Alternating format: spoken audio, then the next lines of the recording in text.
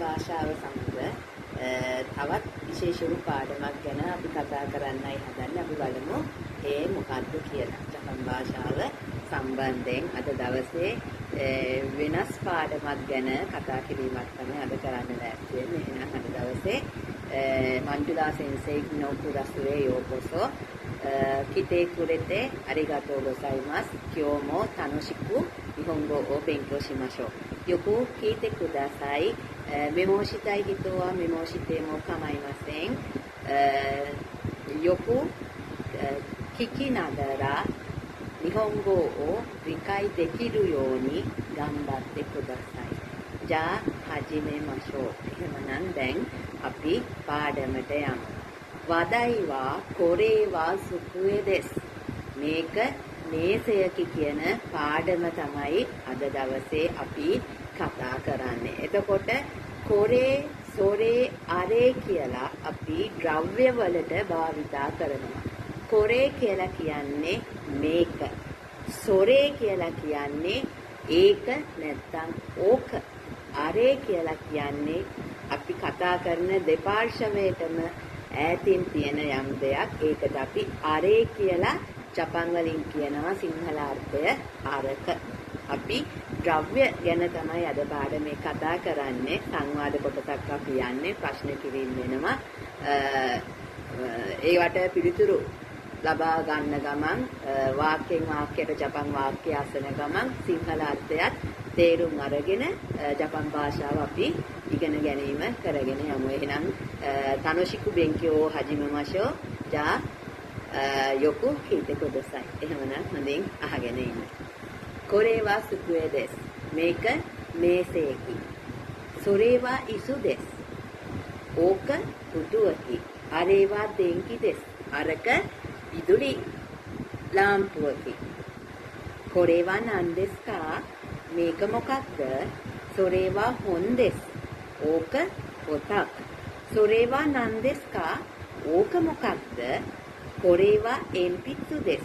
මේක පැන්සලක්. අරේවා නන්දෙස්කා. අරක මොකක්ද? අරේවා ශිම්බුන් දෙස්. අරක පත්තරයක්. කොරේවා තොකෙයි දෙස්කා. මේක ඔරලෝසුවක්ද? හයි සොරේවා තොකෙයි දෙස්. ඔව් ඕක ඔරලෝසුවක්.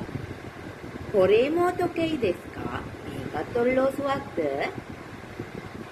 ඊයේ සොරේවා තොකෙයි දෙවා අරිමසෙන්. නැහැ ඕක ඔරලෝසුවක් නෙමෙයි. සොරේවා රජියෝ දෙස්. ඕක රේඩියෝවක්. සොරේවා කුත්සු දෙස්කා. ඕක සපත්තු කුට්ටමක්ද? හයි කොරේවා කුත්සු දෙස්. ඔව් මේක සපත්තු කුට්ටමක්.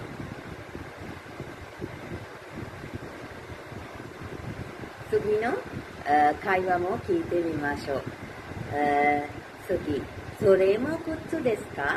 ඕකත් සපත්තු කුට්ටමක්ද? හයි කොරේමෝ කුත්සු දෙස්. ඔව් මේකත් සපත්තු කුට්ටමක්. සොරේමෝ කුත්සු දෙස්කා. ඕකත් සපත්තු කුට්ටමක්ද? ඊයේ කොරේවා කුත්සු දෙවා අරිමසෙන්. නැහැ මේක සපත්තු කුට්ටමක් නෙමෙයි. කොරේවා සන්දරු දෙස්. මේක සැන්ඩල්ස් දෙකක්. අරේවා උචි දෙස්කා. අර ඈත පේන්නේ නිවසක්ද? හයි අරේවා උචි දෙස්. ඔව් අරක නිවසක්. අරේමෝ උචි දෙස්කා. අරකත් නිවසක්ද? හයි අරේමෝ උචි දෙස්. ඔව් අරකත් නිවසක්. අරේමෝ උචි දෙස්කා. අරකත් නිවසක්ද? ඊයේ අරේවා උචි දෙවා අරෙමසෙන්. නැහැ අරක නිවසක් නෙමෙයි. අරේවා දෙන්ෂා දෙස්. අරක දුම්රියක්. දුම්රියක්. ඊළඟට සුකි කොරේවා අනතනෝ කසා දෙස්කා. මේක ඔයාගේ කුඩේද? රතන සන්නෝ කසා දෙස්කා. රතන මහතාගේ කුඩේද? සොරේවා රතන සන්නෝ කසා දෙස්. ඕක රතන මහත්මියගේ කුඩයයි. අනතනෝ කසාවා දොරේ දෙස්කා. ඔබගේ කුඩේ කොයි එකද? වතෂිනෝ කසාවා කොරේ දෙස්. මගේ කුඩේ මේකයි. සොරේවා ඔතකොන බෝෂි දෙස්කා. ඕක පිරිමි තොප්පියක්ද? ඔන්නන බෝෂි දෙස්කා. කාන්තා තොප්පියක්ද? これは女の帽子です。මේක කාන්තා තොප්පියකි. 男の帽子はどれですか? පිරිමි අය දාන තොප්පි කොයි ඒවද? 男の帽子はそれです. පිරිමි අයගේ තොප්පි ඕක වේ. あれは日本人の自動車ですか? アメリカの自動車ですか? あれは日本の自動車ですかකියලා කියන්නේ අරක ජපානයේ වාහනයක්ද? ඇමරිකානු ජිදෝෂා දෙස්කා? ඇමරිකාවේ වාහනයක්ද කියලා දිග වාක්‍යයක් එකට ප්‍රශ්න කිරීමක් කරනවා. සුගි අරේවා ඇමරිකානු ජිදෝෂා දෙස්. අරක ඇමරිකාවේ වාහනයක්. නිහොන්නෝ ජිදෝෂාව දොරේ දෙස්කා? ජපානයේ වාහනය කෝකද? නිහොන්නෝ ජිදෝෂාව අරේ දෙස්. ජපාන් වාහනය අරකයි කියලා සංවාදය අරේ කොරේ සොරේ කියන ද්‍රව්‍යයත් එක්ක මේ ද්‍රව්‍ය ඔය ද්‍රව්‍ය අර ද්‍රව්‍ය කියන දේ තමයි අපි දැන් සංවාදයක් විදියට කෙනෙක් ප්‍රශ්න කරා චිත්තුමොන් ශිමස්තා කොතේ ඕශිමස්තා නේ ප්‍රශ්න ඇසුවා පිළිතුරු දුන්නා ඊළඟට ඒවත් එක්ක තියෙන තේරුම් බැලුවා ද්‍රව්‍යයන් එක්ක කතා කරා කාගේද කොයි එකද කියලා විවිධ මාතෘකාවන් යටතේ කොරේ සොරේ අරේ කියන කොරේ කියලා කියන්නේ මං ළඟ තියෙන දෙයක්.